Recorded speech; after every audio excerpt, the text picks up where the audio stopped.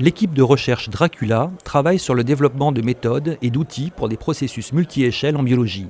C'est Fabien Crost, chercheur dans l'équipe Dracula, qui nous présente des outils de modélisation multi-échelle en immunologie et dynamique des populations cellulaires. Aujourd'hui, on présente 3 applications qui ont été développées au sein de l'équipe, 3 applications ou 3 logiciels qui proposent une modélisation multi-échelle basée sur une description des cellules comme étant des objets qui évoluent dans un environnement. C'est un environnement en 2 dimensions ou en 3 dimensions, dans lequel il peut y avoir des substances, par exemple, qui sont libérées par les cellules ou qui viennent d'une source extérieure.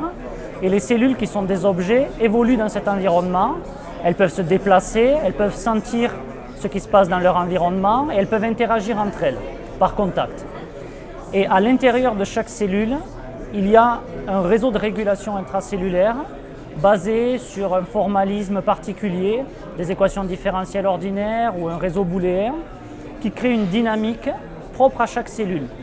Les cellules ont toutes les mêmes règles d'évolution, mais en fonction des contacts qu'elles ont avec les autres cellules ou de l'état de leur environnement à un moment donné, elles vont avoir des destins différents.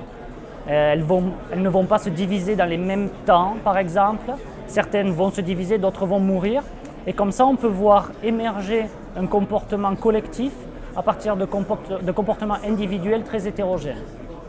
Un intérêt pour les industriels, c'est que de telles approches de modélisation à travers des logiciels informatiques apportent d'une part une information complémentaire à celle qu'ils ont habituellement, qui consiste en une expérimentation et qui leur permet de réaliser différents tests en fonction de ce qu'ils cherchent, typiquement quelle va être l'influence d'une molécule ou de l'activation d'un gène ou de l'inhibition d'un gène sur le processus cellulaire dans son ensemble.